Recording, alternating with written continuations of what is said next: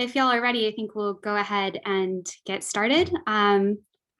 It's really great to be with y'all today. My name is Darby Menton, and I'm a PhD candidate in the Department of Politics and International Studies here at Cambridge. And I'm really excited to be chairing this panel. So the topic of the panel this afternoon is Politics Gone Virtual, Democracy, Big Data, and Fake News. And so we're going to get into some really big questions, like what is the relationship between technology and democracy? How does the information environment affect the way that we do and experience politics? So some of these issues have a long history. About 100 years ago, Walter Lippmann and John Dewey, who were two of the leading political thinkers of their time, engaged in a long and contentious exchange about democracy. And at the center of this debate was the question of information. Lippmann, the democratic skeptic, thought that democracy asked too much of people and that public opinion was largely uninformed and the public was easily misled. Dewey was more optimistic. He believed that education and journalism could help produce an environment in which citizens could meaningfully deliberate and exchange information. In short, he thought that more informed citizens would make better choices and democracy would be stronger as a result. Although they disagreed on lots of things, including who could participate and the capacity of the public, both Lippmann and Dewey thought that high quality information was necessary for good government. And indeed, throughout the 20th century, most political theorists largely kind of agree with this idea that information and democracy went hand in hand. But in the interim, and since, over these 100 years, there have been these huge, profound changes in terms of the structures in which information is produced, circulated, and discussed. And these are conversations that our panelists have been in the heart of, and that they're conversations that are moving incredibly quickly.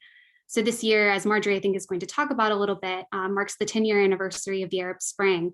And the conversations that we were having 10 years ago about this were really different. This idea that technology and democracy went together and that this was vindicating a particular view of what these changes meant. And today, I think we can probably agree that the conversation looks quite different. In a lot of places around the world, democracy appears to be in retreat. And many would argue that technology has something to do with that. And so thankfully, we've got a lot of fantastic panelists today who are going to get into some of the details of this and tell you a lot more than I possibly could. And so I'm going to go ahead and introduce them in the order in which they're going to be speaking. And so the panelists will speak for about 8 minutes, and then we'll open up for conversation and questions from the audience. And so you'll post your questions in the chat, and then I will pose them to the panelists. So up first is Marjorie Bookster, who heads the Digital Society Initiative at Chatham House. Marjorie was previously a senior strategist at Purpose, where she looked at digital inclusion, climate change, and migration. She was also a fellow at the World Economic Forum. Next is Matt Warman. He's currently an NP, and he serves as the Undersecretary for Digital Infrastructure. His portfolio covers telecommunications and cybersecurity. Previously, he was a reporter for the Daily Telegraph, where he covered big tech. We then have Peter Pomerantsev, who's a senior fellow at Johns Hopkins University and a leading researcher and commentator on disinformation and polarization. In a review of his award-winning 2019 book, This Is Not Propaganda, The Guardian described Peter as the preeminent war reporter in the war against reality. And finally, we'll conclude with Alan Rusbridger. Alan's the principal at Lady Margaret Hall in Oxford and the chair of the Reuters Institute for Journalism. He served as the editor-in-chief of The Guardian for 20 years and was at the helm as the paper navigated a lot of the transitions that we're going to be talking about today. He also oversaw coverage of some huge stories such as WikiLeaks, the Snowden revelations, and the phone hacking scandal. His most recent book is titled News and How to Use It. And so again, really looking forward to what all of y'all have to say and to listening to this fascinating discussion, and looking forward to what all of you listening have to ask them. So thank you.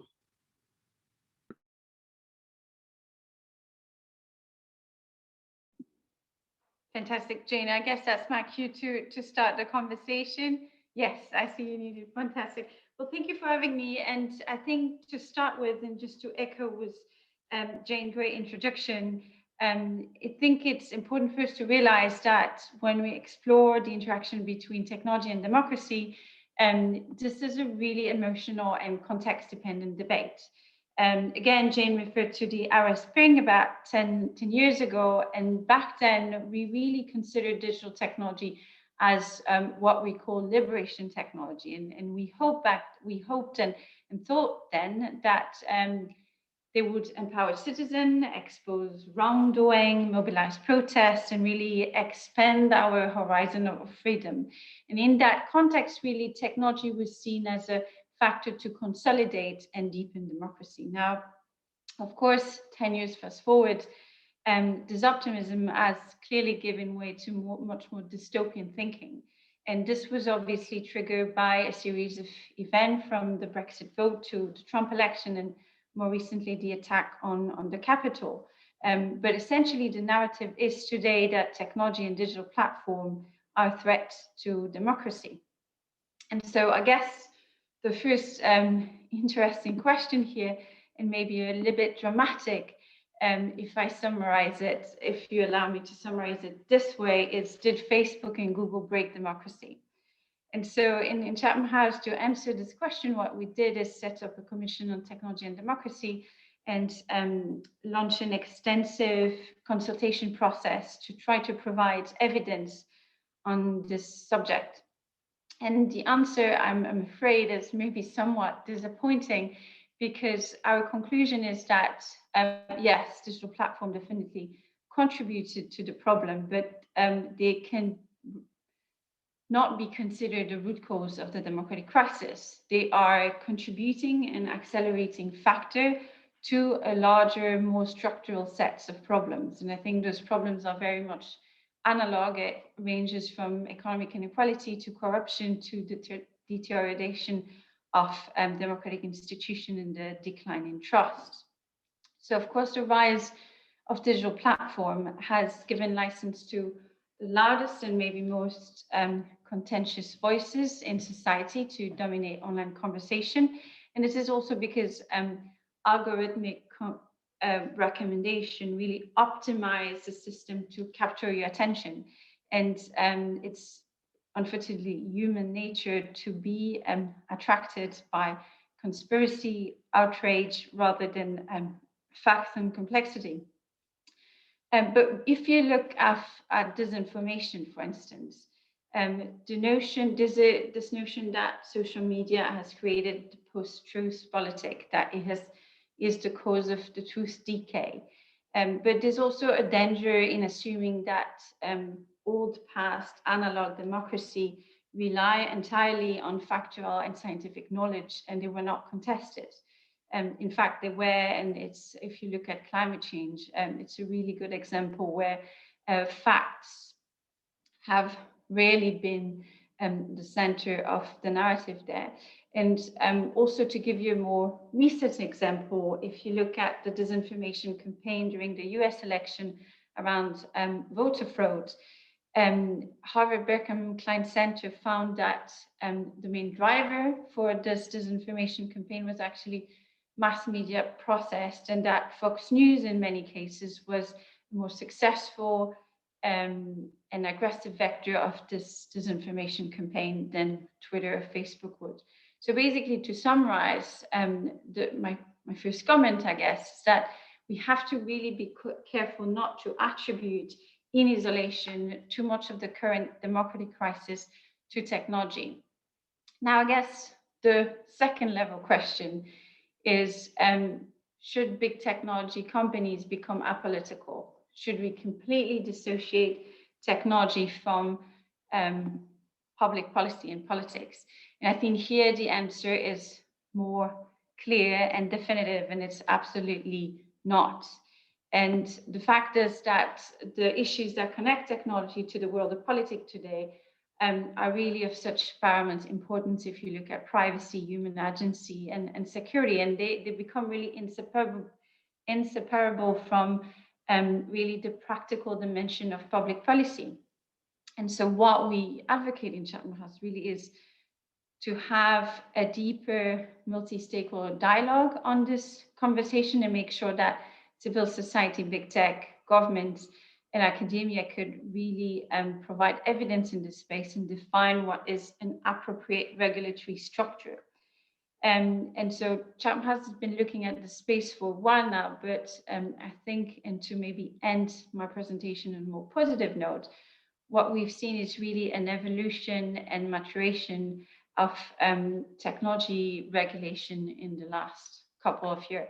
And if you look at two examples today, the Online Safety Bill from the UK government or the Digital Service Act proposal from the European Commission, they're really interesting piece of legislation because one, they're not trying to regulate every single piece of content, but they really look at a system-based approach. So they try to regulate the processes in the system and more how the technology is designed, developed, and deployed, and sort of offer citizen and government more option to input in the process and maybe overturn some of the big platform decisions.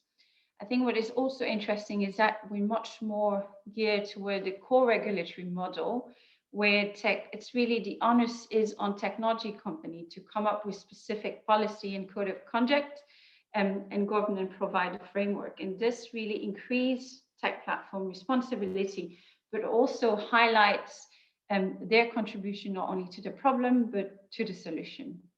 And finally, I think there's really interesting evolution in the thinking where some of the regulations do not only look at the freedom of expression, but also at human agency and mental autonomy. And so one of, I think, the most interesting aspects of some of the Digital Service Act is looking at how could you regulate algorithmic curation and recommendations. And here the objective is really to try to provide users and citizens with transparency on why some content is recommended to us and be able, if possible, to opt out to this curation and basically do not have a frame of information that is defined for us. And I think this concept of mental autonomy is going to be key aspect of the future discussion there, because it's essential for exercising our civil duties and rights. And I'm going to pause there and thank you again for letting me speak to you today.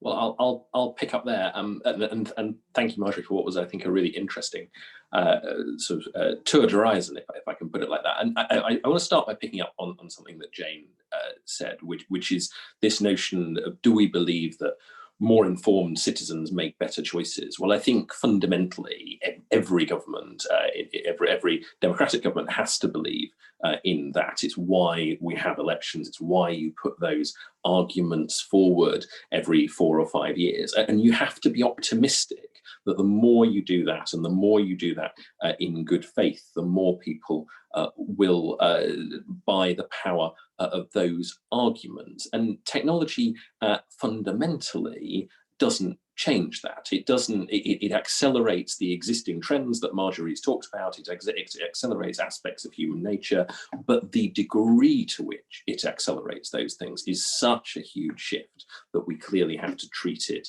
in a way that requires new regulation. So whether you want to think of it as something that is going in a fundamentally new direction, I think what I would say, and what I think, although it's not wholly in my portfolio, what I think the government would say across the piece is that regulatory element has to both take into account the fact that human beings have their own preferences and prejudices, they have their own choices, they have their own willingness to enter knowingly into echo chambers, but they also have, I think we would all agree to a certain extent, though, all of those unconscious biases, and to what extent is it government's role to regulate social media in such a way that that is both more transparent, transparency is hugely important, but also in such a way that there are rules of the road that mean that social media companies, primarily Facebook and Twitter, do not allow certain extremes to become pervasive in a way that is unrepresentative, just in the same way that the press is self-regulated to be responsible. And I think what you'll see in the online harms legislation that Marjorie mentioned is three things in some ways. It's a big emphasis on media literacy, this idea that people will be more skeptical if they are better informed about the perspectives from which their media is coming in the first place. But we also know that it's naive to think that media literacy alone will make people sufficiently better informed. So media literacy is an important part of it. Transparency is also an important part of it, in the sense, as Marjorie mentioned, of being able to say, why have I been shown whatever I've been shown? What is that algorithm doing to my perspective on the internet? That's important as well, but again, we have to acknowledge that how many people are going to read through the metaphorical terms and conditions, it's not going to be everybody. So there does have to be, I think, a harder edge to this that says, what are the rules of the road that social media companies have to live by? And that's why it's hugely important that it's not politicians for wholly setting, or certainly not going to be politicians in this country that want to wholly set every one of those rules of the road. There has to be a balance between an independent regulator who strives to say, what does fair look like? Obviously we have Ofcom already in this country already engaged with the BBC to a certain extent. The fact that they will be engaged in a similar but more developed way with the social media regulation is, I think, an important statement of intent from British politicians, that we do not intend to try and incur that freedom on that freedom of thought that Marjorie mentioned at the end. There has to be a sense of distinction between the political communication and the regulation of social media. But in practice, there is also the downside of no politician wants to enter into this territory and then say, well, actually, it's nothing to do with me. This is solely to do with a regulator, and the regulator makes their own rules entirely. So there is a fine balance between what will be in that online harms regulation in due course, a piece of framing from Parliament that then, as we do in lots of other areas, work out what the rules are for regulators. And the vast majority of this is not around democracy. It's around, for instance, one of the things highlighted in the forward to that consultation is around suicide content. It's around pro-anorexia content. It's around the much broader duty of care that I think social media companies need to have to individuals. But they also do need to have that duty of care to individuals who are engaged as citizens in a democratic process. And so what are we going to see beyond that? I think you are going to see, as Marjorie pointed out, that regulation that takes a systemic approach. It's not about saying there is any individual independent regulator or politician saying that this piece of content meets the criteria and has to stay up, and this one doesn't and has to come down. It has to be about regulating the overall system in such a way that you can say to people, ultimately, you know what you're dealing with. You know when you go on Facebook, just as when you read a newspaper, you are operating in a set of parameters that are compatible with being with all of those values that we see across the rest of society. But I do think there is a second important component to this, and of course that's around targeted advertising, where just in the same way we've got as you've got the ability to target people by advertising in a certain newspaper, now we have the ability to target people by advertising in an incredibly bespoke and detailed way. Government has to ask itself, and this is very much my view rather than the settled view of the government thus far, government has to ask itself, where does appropriate targeting sit? That is an interesting question. And then finally, just to conclude, I think the broadest question that we have to ask ourselves in all of this is, what does it look like to find that balance between the regulator and between politics and between the individual citizen? Because that maturity, that open conversation that Marjorie talked about, is how we will find the right balance. And we are, I think, the only thing everyone can agree on is that we are a long way from finding that balance, but the agreement that we have to do it is perhaps the most important step that we're going to be taking in what's going to be an ongoing conversation. Thank you.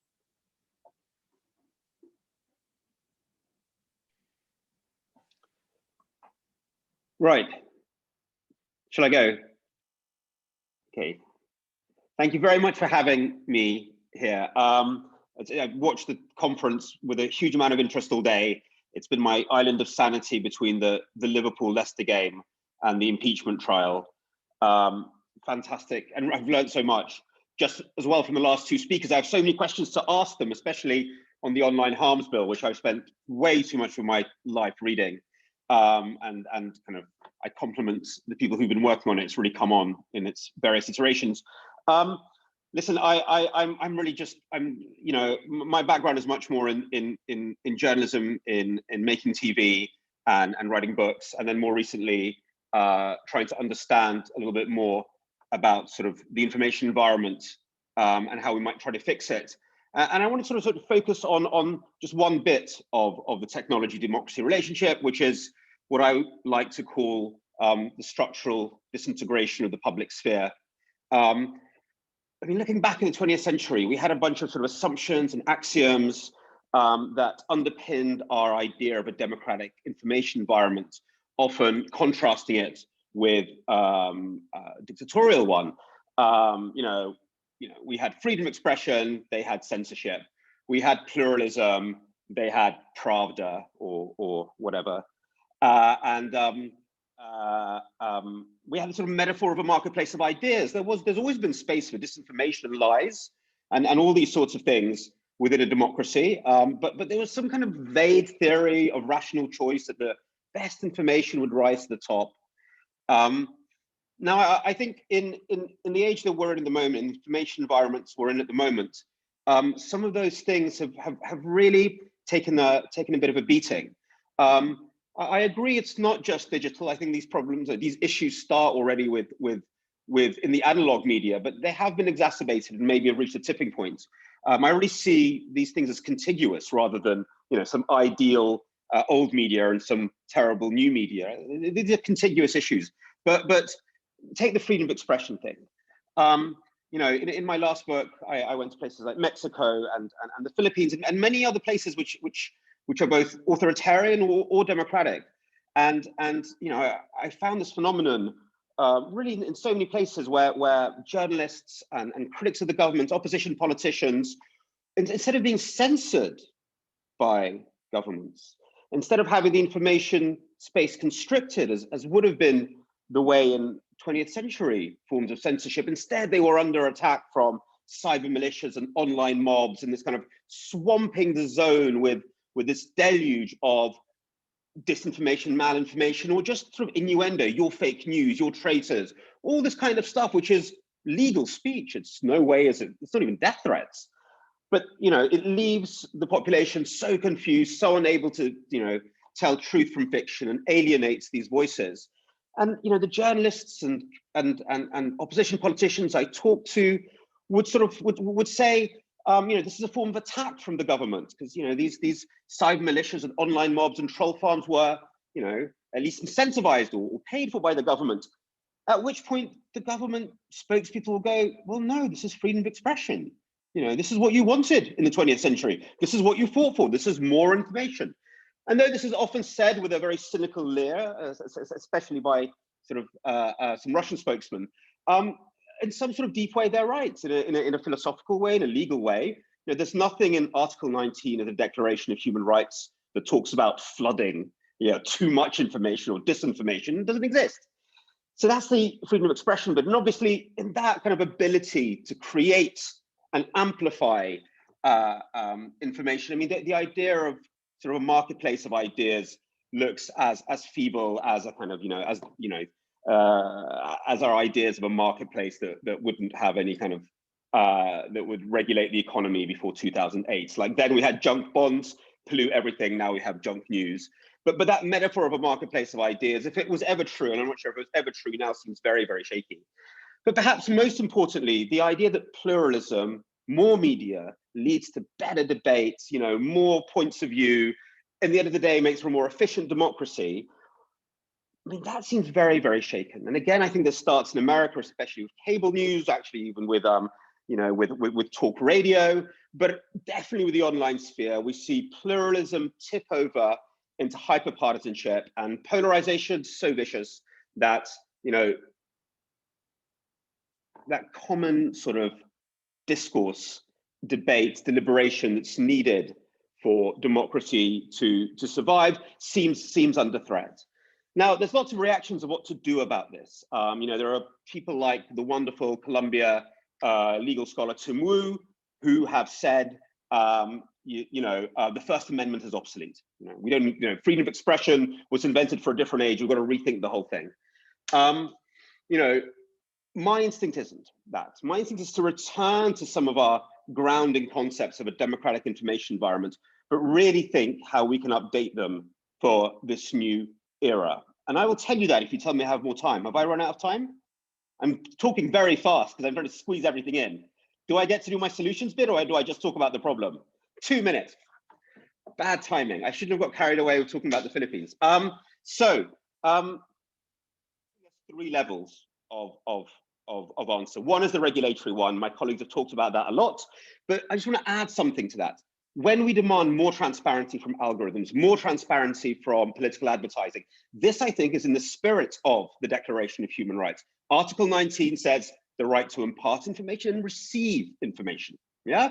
At the moment, we live in a very strange paradox where we have more information than ever before, but less of an idea about how it's created. We're like Caliban on Prospero's island, surrounded by these informational sounds and weird burblings and information weather. We have no idea why algorithms show us one thing and not another, who's behind the political advertising that we see, and so on and so forth. When Donald Trump's people go, Google pushes conservative news down and liberal news up, it's probably nonsense, but we have no idea. And we cannot have, you know, the engines of our public sphere, you know, in a black box, in Prospero's little black box. I mean, I'm on two things. I'm just going to say them because I do want to, you know, I expect Mr. Rusbridger has got a lot more than myself to say about this, but that's the regulatory bit. That's kind of a negative framing. You know, how can we, you know, do a little bit more to make this place have just some basic human rights? But of course, there's a lot of positive thinking to do, and there I don't think regulation can do much, but maybe create ways of funding.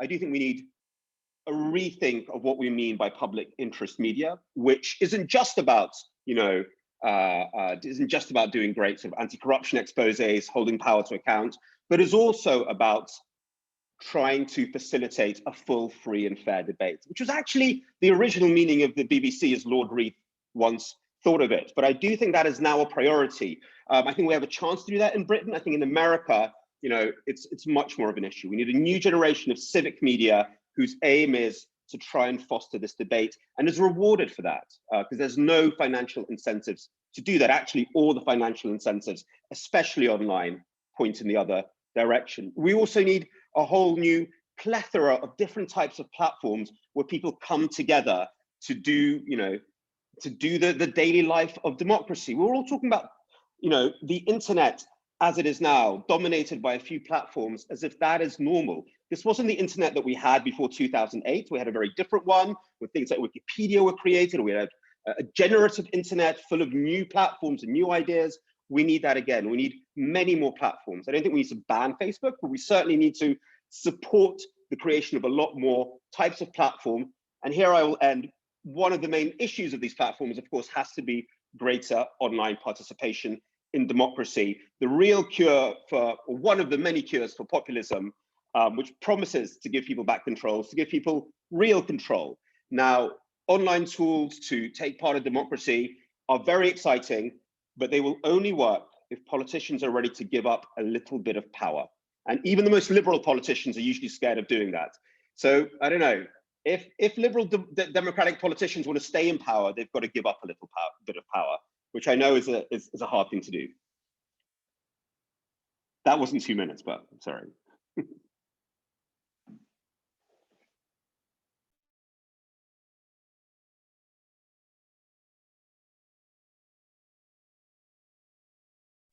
You're muted, Alan.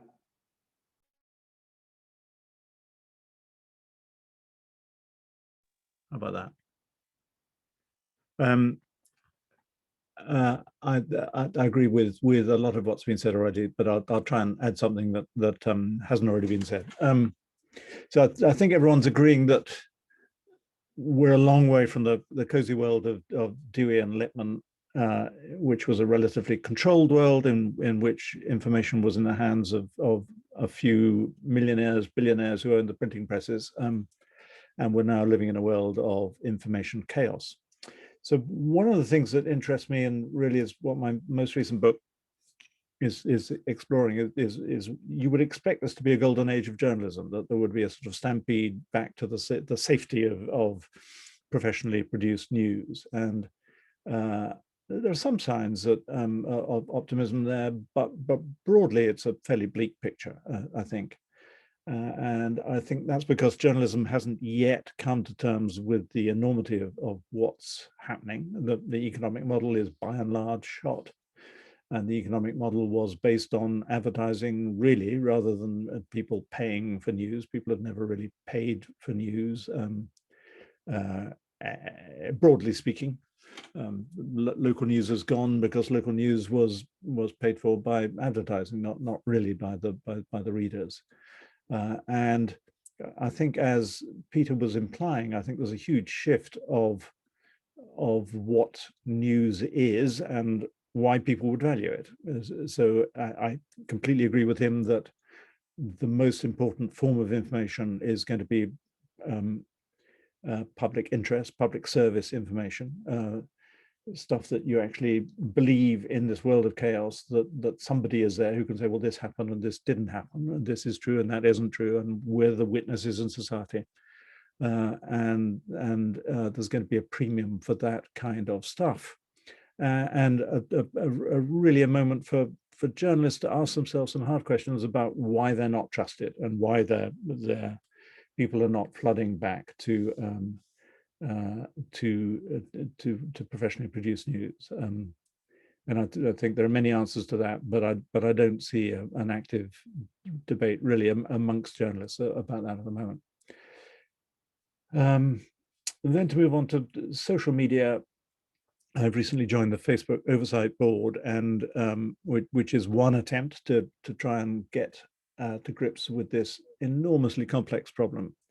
And the one thing I would urge is that we're not going to solve this by next Tuesday, for all the reasons that all the speakers have said so far. And anything that looks like government control of information should be treated with great care. And I think we probably can all agree that we don't want Mark Zuckerberg making these decisions, and we don't want Boris Johnson making these decisions. So somehow we've got to find the middle ground. And first of all, we've got to understand what these entities are, because they're it's insufficient to call them platforms, but it's also misleading to call them publishers. We haven't really got a word for what it is that they do, and for the scale at which they do it. And we're not going to solve this. And if we try and solve it too quickly, before we can even really fully understand what it is, then I think bad things could happen as well as good things. And a couple of points just to finish with, really picking up on some of the things that Matt says, and this is absolutely not in the spirit of trying to make him accountable for all the things his government does, but so I'm trying to not make them into political points. But when you speak of independent regulators and you talk about Ofcom, that's great. But at the moment, there are an awful lot of leaks and suggestions that the government knows exactly who they want to lead Ofcom. Now, they may be true, or maybe they may not be true, but they're quite persistent. And that's not an independent regulator. That's not how independent regulation works, just as it's not independent if you say, well, actually, we want this person to become chair of the BBC, or we want this person to become director general of the BBC. The government should have nothing to do with any of that. And it's really dismaying to see it happening, because it destroys the whole premise of independent regulation. And the final thing, and I think Peter's hinted at this already, if we can't understand after 4 years of what's been happening in America, that the BBC is the most precious thing that we have, or that idea of public service broadcasting, which is an economic model that works, and for all that we can criticize the BBC, is broadly, hugely trusted, is international, is national, and is local. Why this government is throwing eggs at the BBC and not absolutely supporting this thing baffles me. I just cannot understand that a Conservative government would not be celebrating this idea of public service, but seems to be spending a lot of time trying to undermine the notion of what the BBC represents. So that's a mishmash of contributions from me, but let the debate begin.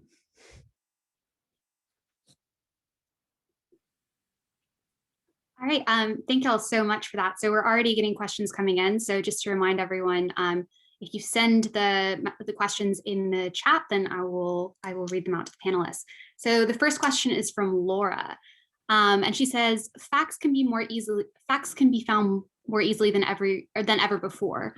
So why do fake facts and claims gain so much traction when they can be so easily refuted as wrong? Do you think that why do you think there's been a new aversion to facts, or is this not new at all?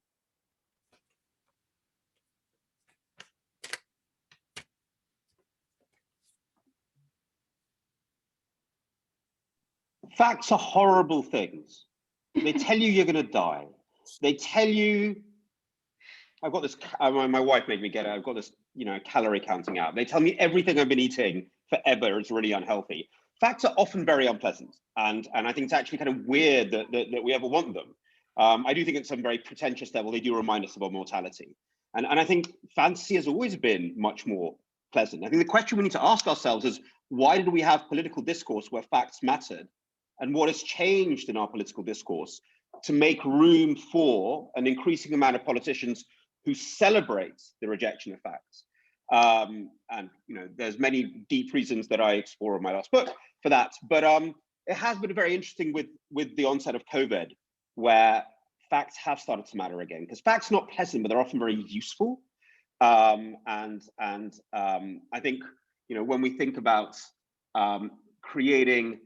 thinking about media and the relation of facts and making facts attractive to people, it's really thinking about what are the contexts where facts become to matter for people, where you just can't escape into fantasy or identity politics, where we know facts are irrelevant. There's lots of sociology to show that. So how do we create these problem-solving contexts where factual discourse matters, where evidence matters? I have lots of ideas on that, but I'll pause. I do think that has to, that's an effort that has to be done.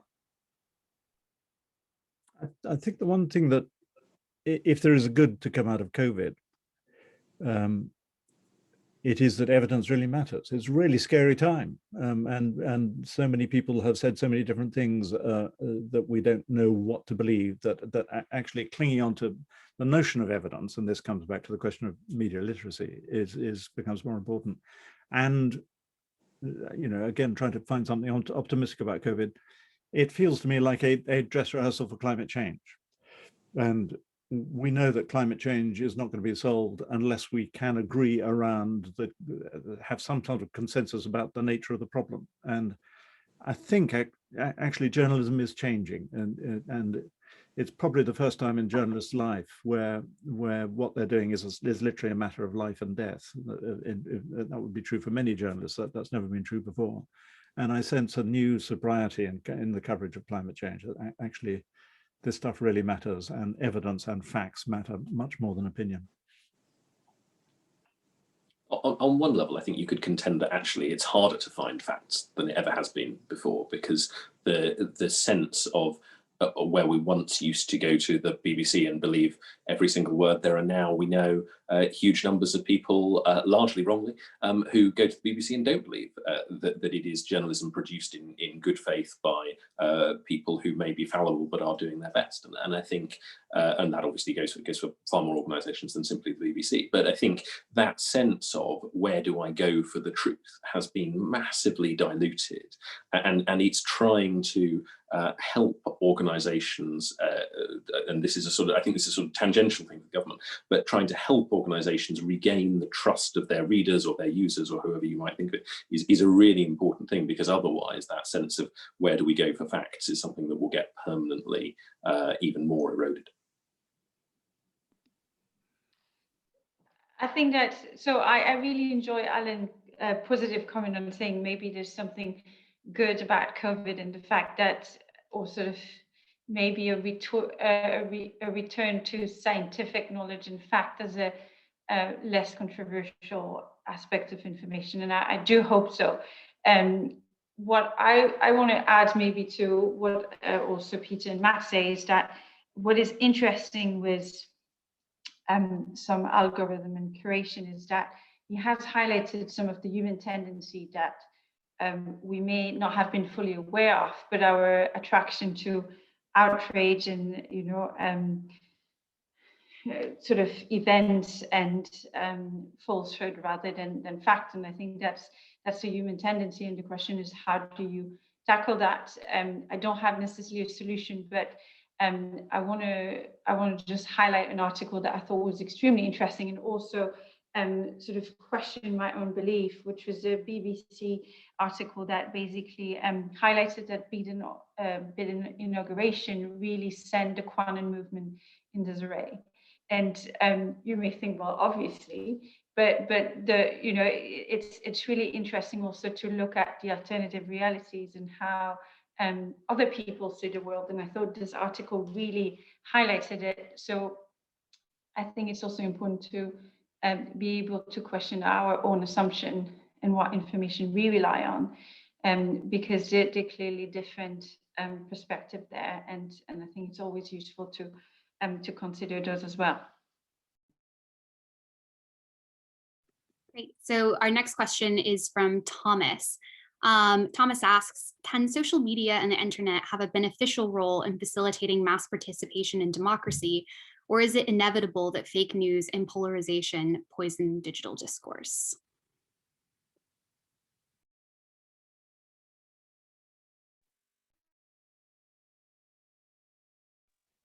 No, it's not inevitable. Listen, look, we keep on talking about the internet. There's at least 3 phases of the internet, probably more. I'm not really an internet historian in that way, but even between, you know, the dot-com bubble bursting and, you know, the introduction of the smartphone and, you know, really big structural changes at every level of the internet, from, you know, the wiring of it through to the advertising model, you had this flourishing of an internet dominated by some commercial things, but a lot of non-commercial things. That's when Wikipedia is born.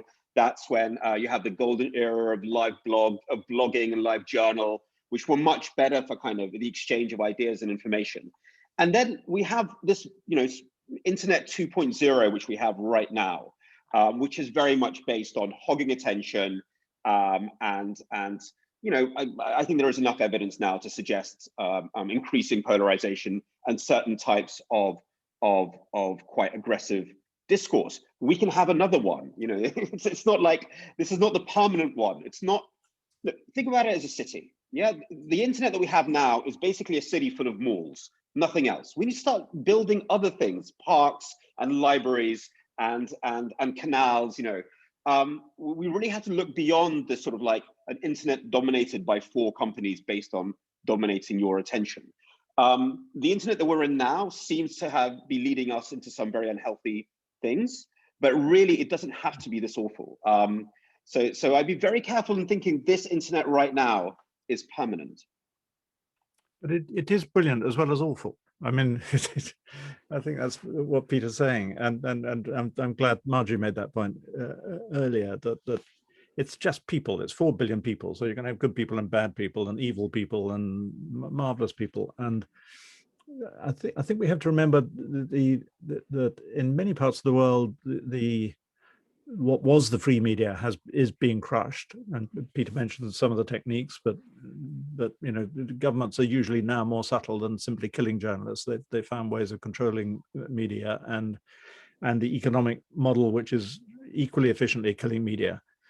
And there are some wonderful things going on which are about building democracy and building connections and collaboration and building information in communities, which are really great. I mean, I'm speaking in my woodshed in a little village where there are not one but two Facebook groups and barely a local newspaper. And it's really interesting being part of that community and what they consider to be news and what they consider to be important.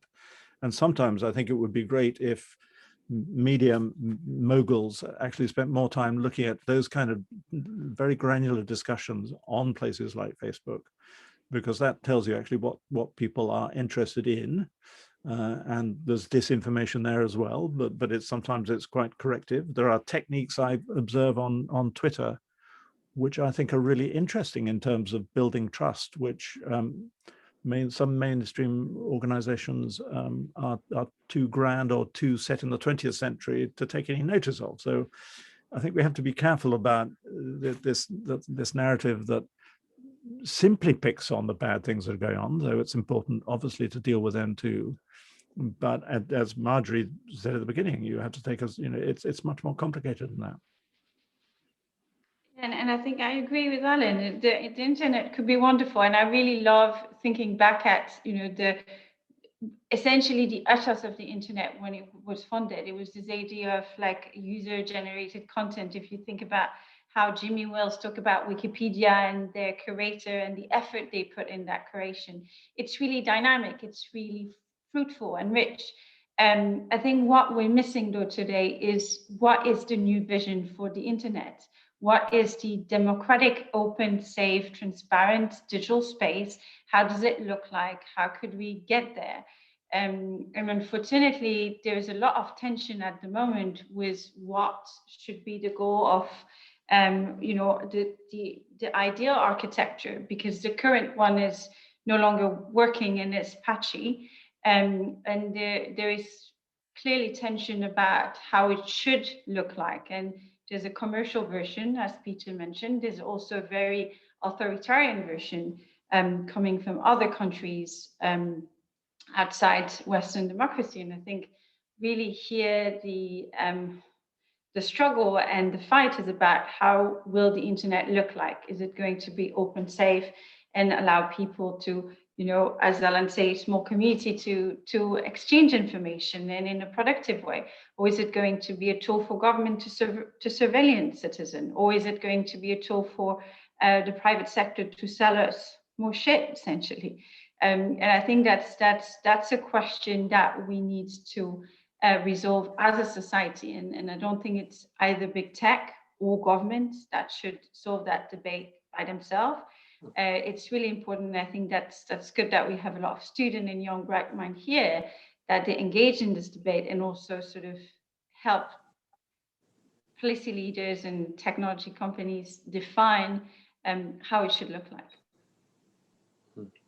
I'd agree with a lot of that, and I think what's interesting is, in some ways, one of the things that the internet has also done has, I think, caused commentators and politicians and all that to fundamentally misjudge sometimes where mainstream real life opinion actually is, and the idea that the loudest voices or the shrillest voices are somehow seen as voices of truth by Joe Public or Joanna Public, who sits in the middle, it is clearly not true. And we see that through election results, but we also see it through the comments that you can read on every social media post, that people aren't as credulous or as daft as people might think. And I, to use one example, I was served a Facebook ad the other day that said, when you're 40, your life insurance premiums will double. And I thought that Facebook, aren't I clever? I've worked out that Facebook knows I'm 39. And I then clicked on the comments, and every single comment, more or less, was saying, oh, you've worked out that you're going to serve this only to 39-year-olds. So there is some light in the darkness of people's willingness not to be completely fooled by everything they read on the internet. The next question is from Isabella. Isabella asks, what would you say when politicians are the ones lying on social media, especially during campaigns or referendums or elections? What or should anything be done about that?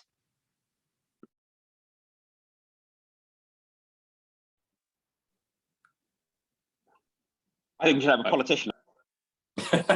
I sort of felt like some of that was directed at me. Look, I think so. Is anything done about it? You would hope that in a civilized society, then people who do that don't win elections, right? And I think you can people can form their own judgments over what the change in administration in the US is as a reflection on the previous 4 years. But I think is it possible to sort of say there should be regulation of truth on the internet? I think that's a pretty dangerous road to go down. I think. Do we all want to see politicians who are responsible and honest? Yes, of course we do. But almost coming back to my point a minute ago, one of the things that strikes me and I've been in Parliament for 5 years and I've done 3 elections, which is a ridiculous comparison. But what strikes me in every one of those elections is that the public understand the language of manifestos, they understand the language of campaigns, they understand that people are presenting aspirations as much as certainties. No one can control the future. There is, I completely accept, a fine line between presenting aspirations and traditional political rhetoric and all that versus fundamentally misleading people. But I'd say fundamentally the public aren't stupid.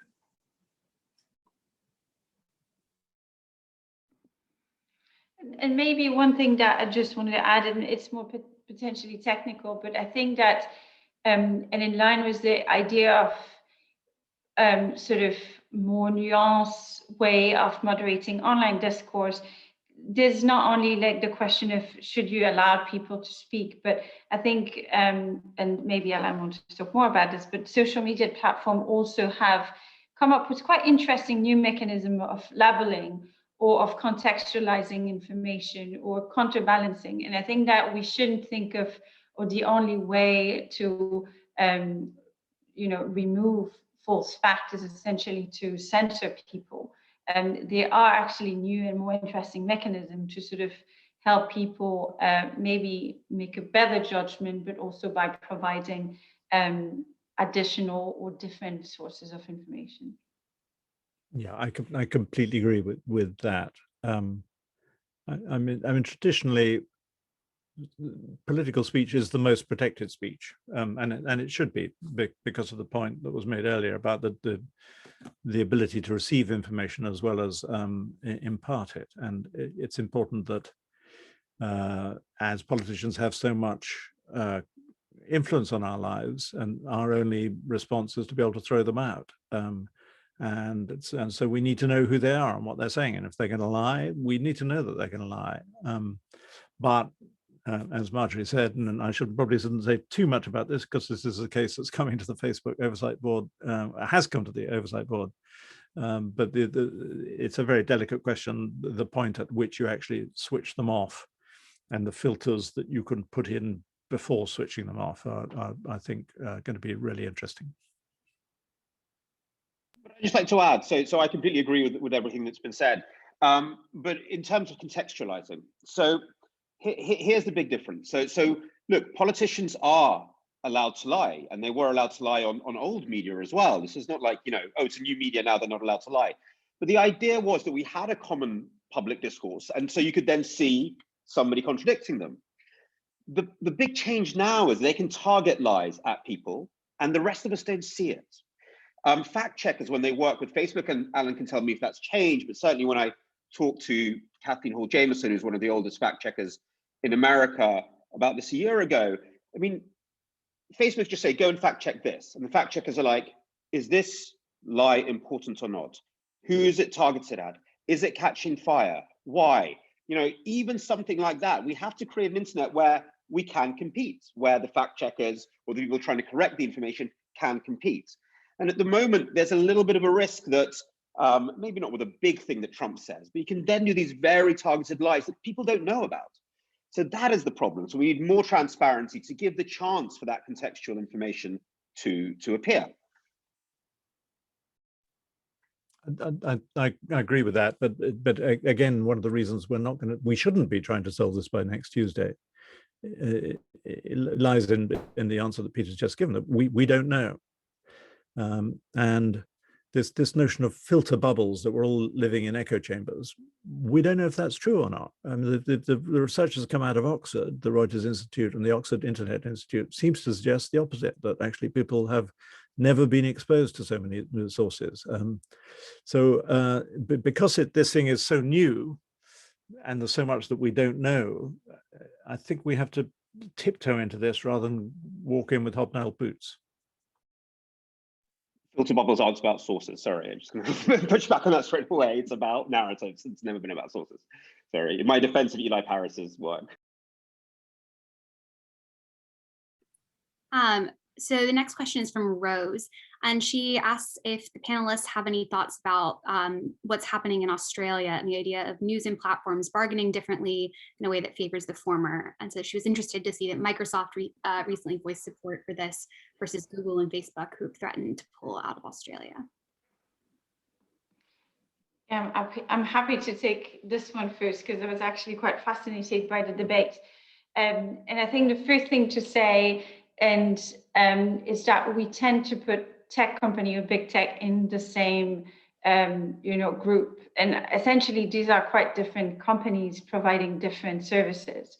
And what is interesting with Microsoft is obviously that it's a tech company that is a little older than the other ones, and they have done gone to antitrust judgment before, and so I think that their engagement with government is quite different. What we see now, and it's not only between Microsoft and Google, but also between Apple and Facebook, is that the tension there is between the different vision of how they want to conduct the internet in terms of privacy or in terms of, you name it, there's a range of issues are different. And then some of the conflict are really emerging. So it's interesting to see how this will play out, because essentially in the case of Australia, Microsoft's willingness to cooperate with the government has pushed Google to actually change its position. So I think that they on each other really strong leverage of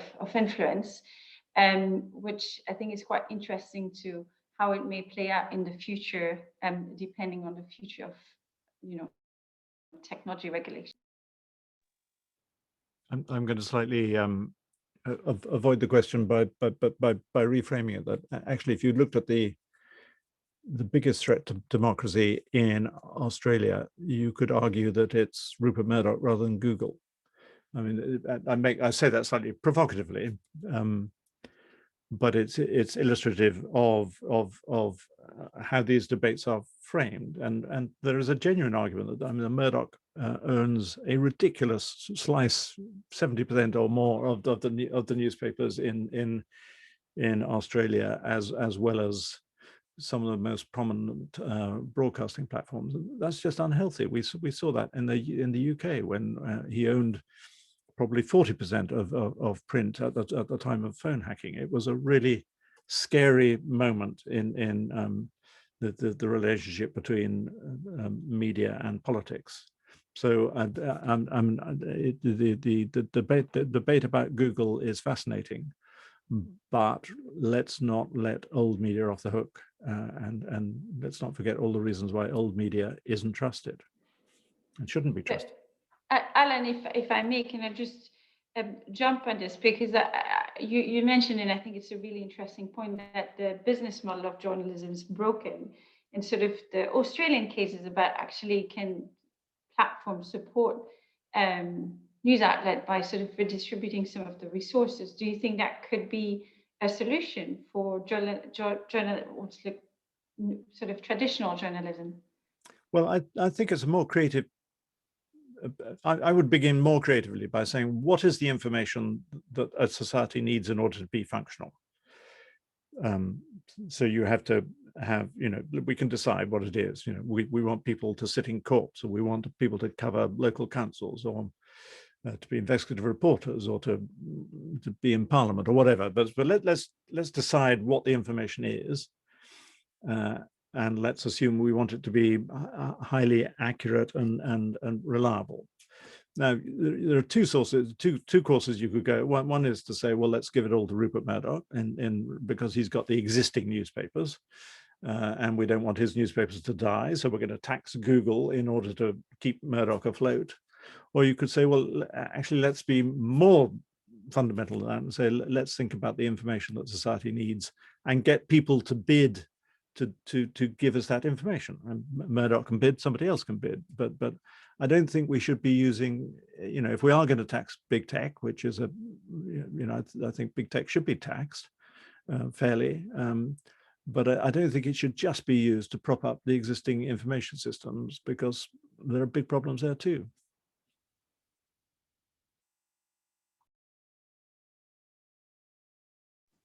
I'd agree with all of that. The only thing I'd add is that all to sort of reinforce Alan's point, all we're really learning from this is that monopolies or monopolistic tendencies are problematic, right? And the platform per se doesn't matter. It's tackling that is the important thing that should be the basis of what a government's motivations are, or what a regulator's motivations are.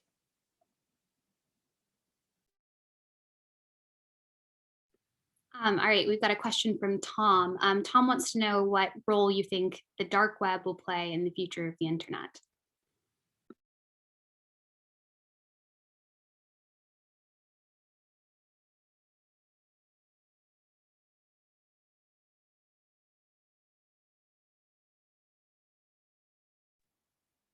I don't know enough about the dark web. Me neither. I feel that we need a hacker in this panel, or somebody that is, more on the different platform. I don't know enough about the dark web. I suppose the only thing I'd say is that the fundamental principle that we continue to try to work to is that what's illegal online is illegal offline, and the dark web is fundamentally trying to do illegal stuff. Hence, you're not doing it on the regular internet. So I think what we'll see is the continuing but fairly traditional battle of law enforcement versus what is ultimately a space for illegal activity, and that should obviously not be something, and isn't something, that should be treated any differently. All right, so we've got a question from Asha. Do you think the growing trend towards the failing neutrality of traditionally neutral bodies, such as the BBC, damages the relationship between technology and the media?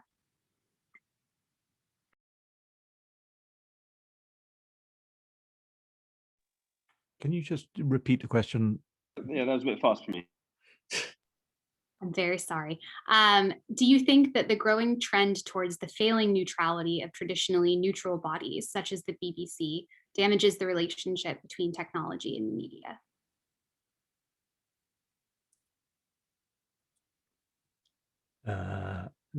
That's got a big premise at the beginning of the question, that the BBC is failing in neutrality. Is that right?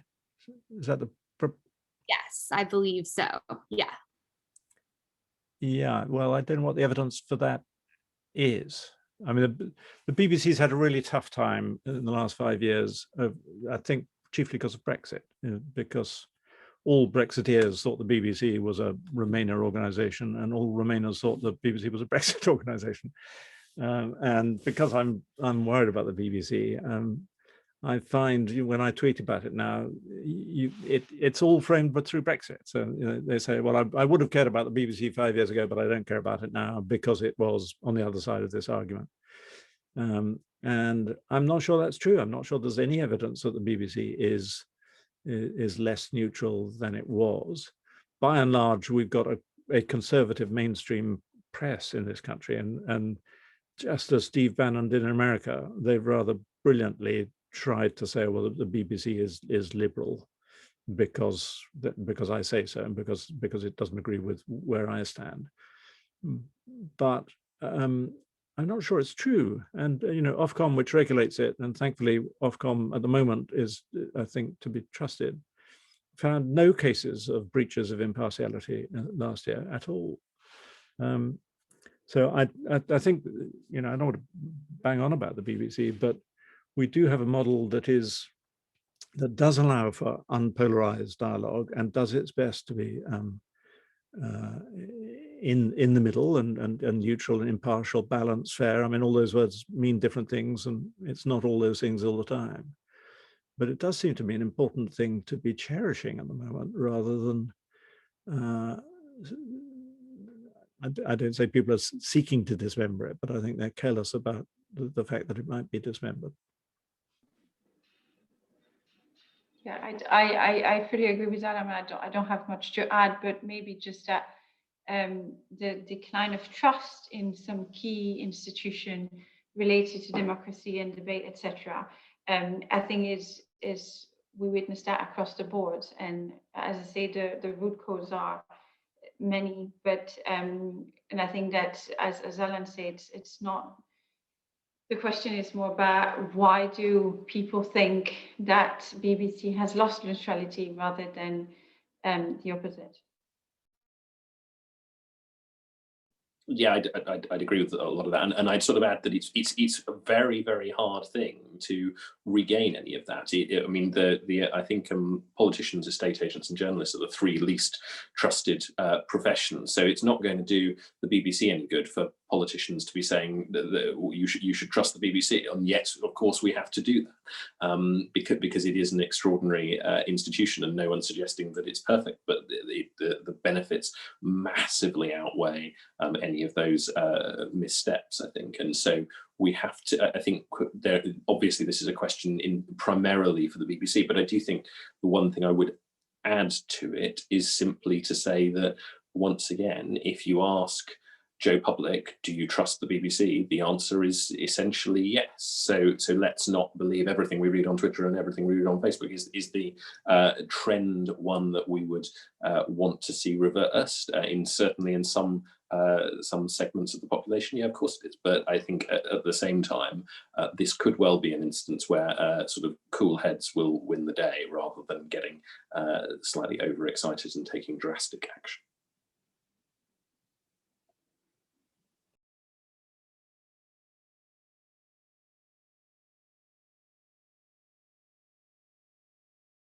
Sorry, Peter, I can't see whether or not you're, they've got the tab thing. I can't see whether or not you're muted or unmuted. So if I'm... No, I'm unmuted, but I don't have much to add. I thought those were very, very judicious answers. All right. Then, okay, all right, let's move on to a question from CR. And should there be a deterrent for sharing or producing fake news?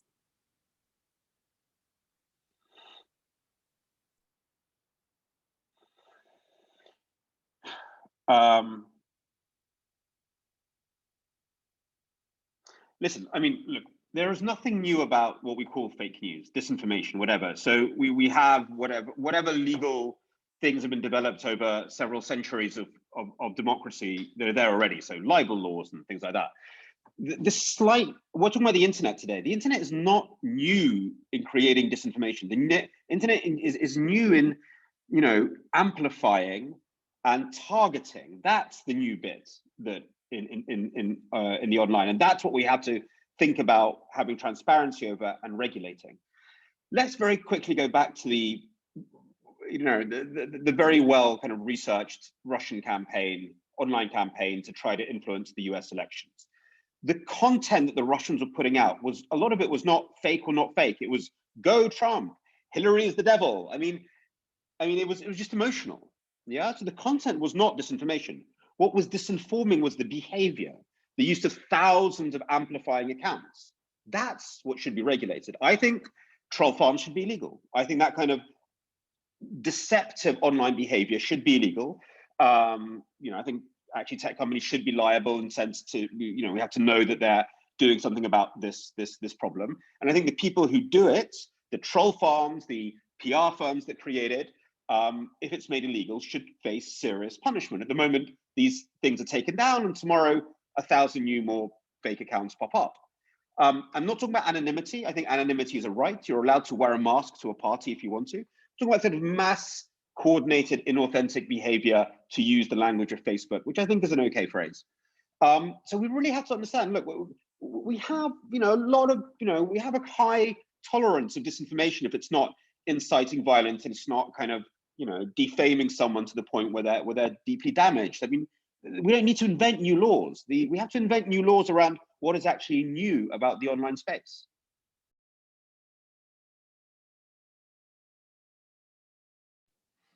So I agree with a lot of that. I think so. Should there be deterrents for sharing fake news? Well, the prime deterrent should be the sort of contempt of your friends on the internet. There is a sort of there's a practical sort of individual version of this, which is would it be better if people were all more cognizant of what is true and what is clearly beyond the pale? That seems to me something very much for the individual, and then there is the other side of it that Peter talks about, which is clearly the industrial scale attempt to maneuver people's opinions from one place to another. We already have a lot of legislation in that area. We already have some moves towards updating some of that for the internet age. But I think the deterrent is both sort of legal and personal, and that's an important two-pronged approach.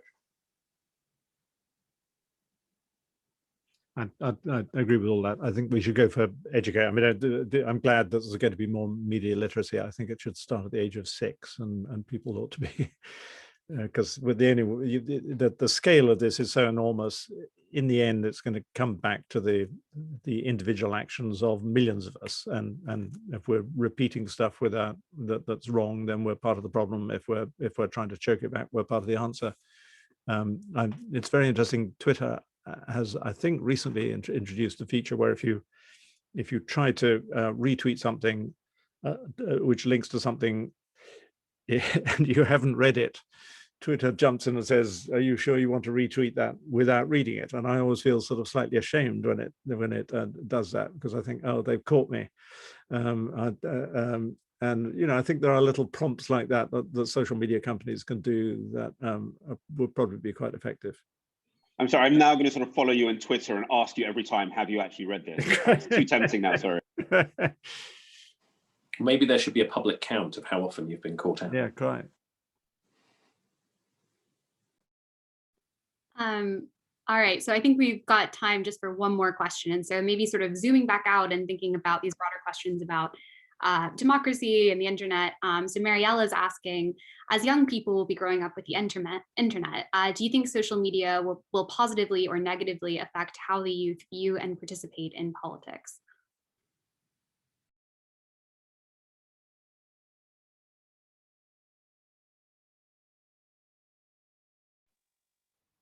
I'll try. I mean, both. I mean, as I said at the beginning, it's people, and people are good and bad.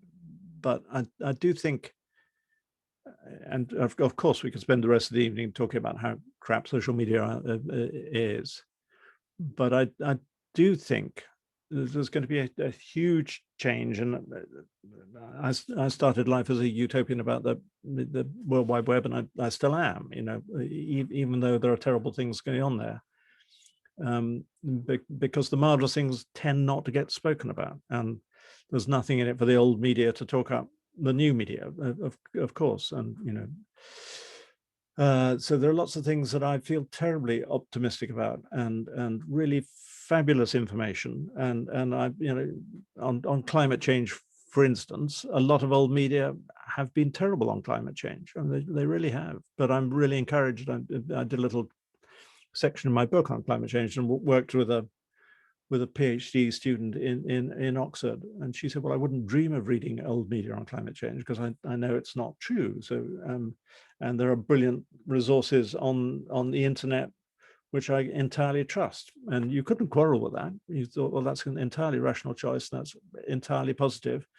And I hope that sort of feeds back to the old media, that actually, if you want a failing business model, it is to produce untrustworthy information on important subjects. You don't deserve to survive. So I think there are lots of things to be optimistic about, and it's great to be young enough to be able to shape it and have an influence on it.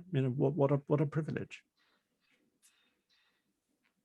Yeah, once again, I agree with Alan. I think that there's an element where this decision is really up to you, and hopefully what we're trying to do at the moment is set up a framework where you have more agency to define what you want to see and how you want to see it. And I think it's important that you take control over your user experience online. It's a bit, I see it a bit like if you use a car, you need to understand the rule of the road, and then you become your own driver. You decide where you want to go. And I think that hopefully what we're doing that now is making the road of the internet secure and a clear set of principles, so you can use it safely in a way that brings you to the right destination. Yeah, I agree with a lot of that, and I think, look, ultimately social media is an amazing vehicle to expose you to a whole range of ideas that you would almost certainly not have previously come into contact with. And I have a sort of hopefully not fatal naive faith that people can make up their own minds, and I see loads of stuff on the internet that I think is absolutely bonkers, but it doesn't always change my mind, but sometimes it might open my eyes. And I think we have to be optimistic about that. We have to be optimistic both about people's ability to carve their own paths, as Marjorie mentioned, but I think we also have to be optimistic about our own ability to solve this problem. We've had to address through regulation a whole host of really challenging issues over literally millennia. This is new and interesting and extraordinary and unprecedented, but that shouldn't mean that we doubt our ability to improve the landscape that we've got at the moment. And I think we should bear in mind that we do that because there is so much good to take from it, and we should be optimistic about that future.